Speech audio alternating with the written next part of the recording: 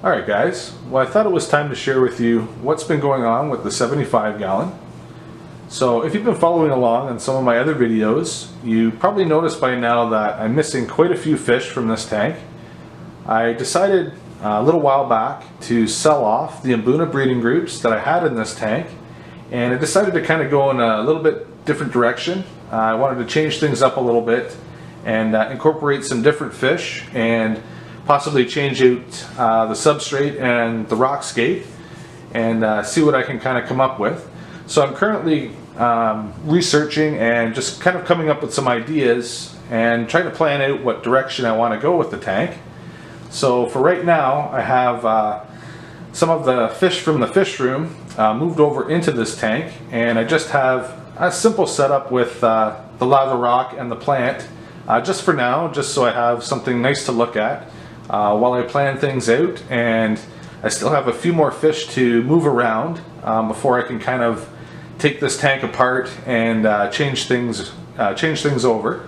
So if you notice, I moved over my Elongatus Lacoma Island from the fish room, the male and the two females. So I'm kind of hoping that with a little bit extra space and the substrate and everything in this tank, maybe they'll spawn for me. And it's been kind of cool because I get to kind of enjoy them a little bit more out here in the living room than I did when they were in the fish room. I also have a pair of Fuliborni marmalade cats. There's the male right there on the bottom. So I have a male and a female in here, and those fish I sold to a buddy of mine when they were really small, and I ended up buying them back from him because he's changing up his tank as well.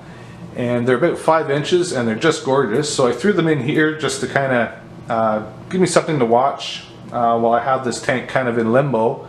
And it's been really fun watching them swim around. The male's really trying to spawn with the female right now, but she's not having any part of it. As you can see, I still have my group of yellow labs in here. This is the only breeding group that I have left right now. And I'm not sure exactly if what I'm going to do with them, if I'm going to keep them and incorporate them in the new setup or go with something else. I really like my yellow labs, so haven't decided yet on that. And I also have a few of the peacocks in here that I had before, like the OB peacock and the blue neon. And I also have a few peacocks that I picked up recently on a little trip to the Toronto area. So I'll be showcasing those fish a little bit later on when I kind of decide what I'm doing and, you know, kind of have plans in place. So I think it's going to be a lot of fun sharing some video updates with you guys as things kind of progress.